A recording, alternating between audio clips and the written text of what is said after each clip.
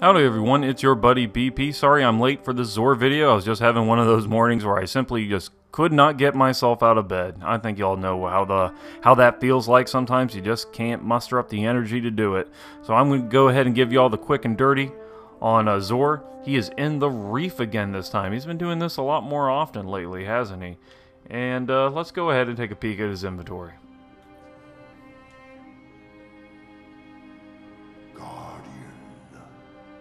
Titans this week get the no backup plans, which is also the one I'm wearing, coincidentally enough. It has a discipline and strength build focusing mostly on strength, which is excellent for this armor piece. It has rain blows, momentum transfer, rocket launcher loader, and shotgun loader. This exotic perk is force multiplier. Shotgun kills trigger force barrier, and force barrier's duration is increased. This was widely ignored in Year 1, and then they brought it back for Year 2, and they added that ability to allow you to activate Force Barrier on shotgun kills, and now this thing is easily one of my favorites, both in PvE and PvP, though I think it's a little bit more useful in PvE. Force Barrier is a great way to keep yourself alive. It's really strong. It has a perk that allows you to keep it recharging continuously. And with this and all of the other abilities that you can use to supplement Force Barrier active, you can have this thing last for as long as 25 seconds, which is good because if you have maxed out strength on your character, it only takes about 25 seconds for you to recharge your next Force Barrier. So potentially you can keep your Force Barrier active for as long as it takes for you to get your next one. So pretty fantastic. I like using this with the universal remote. It's a pretty good way to make sure you always have shotgun ammo, so you can always have easy force barrier activations. And it works well in PvP too. It can help you survive a few extra shots, so you can close in on that next kill. Really great armor piece. If you don't have one yet for Year 2, I definitely recommend picking this one up, especially considering that role. This is almost an excellent role, I would say. So yes, Defender Titans, if you don't have one of these, definitely grab this. Hunters this week get ATS-8 Arachnid. It has a strength and intellect build, focusing mostly on intellect, which I also think is good for this. It has inverse shadow, heavy lifting, and invigoration. Its exotic perk, Arachnid Sensorium. Your golden gun zooms in for accuracy when aimed and can be kept ready longer.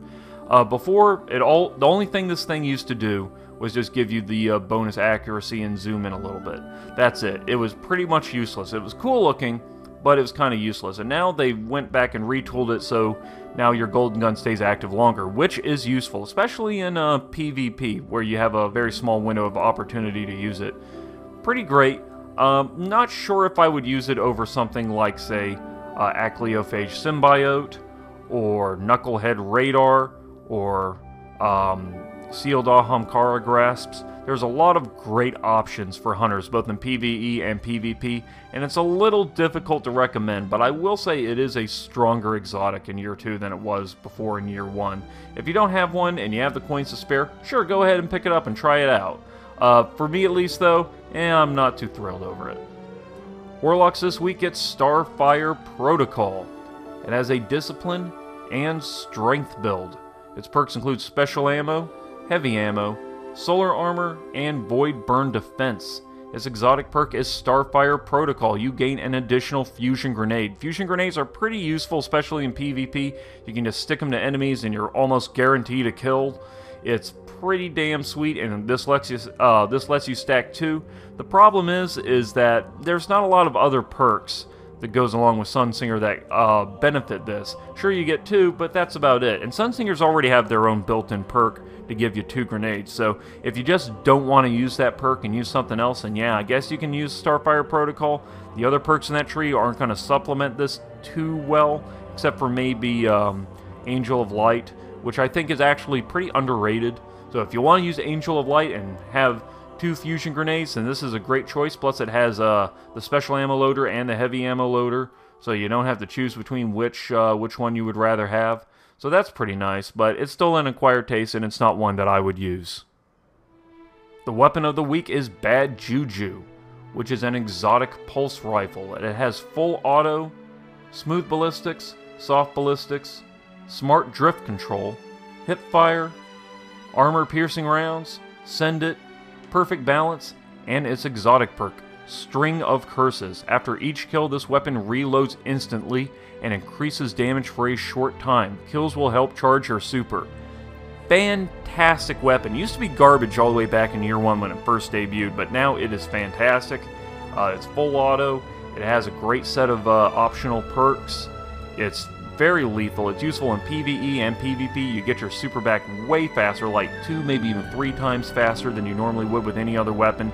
It reloads itself. It doesn't even pull ammo from your reserve. It just, refunds the whole magazine. And it kind of has its own built-in crowd control perk, so you can do extra damage to like waves of trash mobs. It's also great in PvP for people who like focusing on their on high intellect builds and really like exploiting their supers. This thing is just fantastic. If you don't have a bad Juju, you absolutely must have a bad Juju. It is easily one of the best exotic weapons in the game.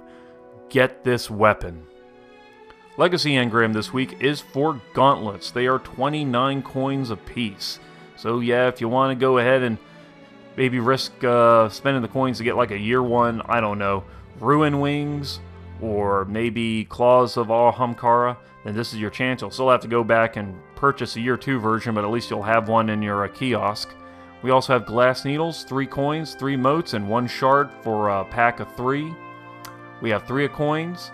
They cost 7 coins, and you get a set of 5. And of course, for 1 strange coin, you get 3 heavy ammo synths. And that just about does it for this video. Sorry for the lateness. I just had one of those slow starts this morning. By the way, I believe my Metal Gear video might actually be ready. I think they went ahead and resolved that copyright issue, so I might go ahead and upload that this weekend, so be on the lookout for that. What do you think about Zor's inventory? Did you get anything nice this weekend? I strongly recommend those no backup plans. That's a really good roll, and that bad Juju. But let me know what you think. I try to respond to as many people as I can. And don't forget to spank that like button if you enjoyed the video or if you found it helpful in any way. Your support means a lot to me. And as always, y'all be good to each other, and I will see you in the next video.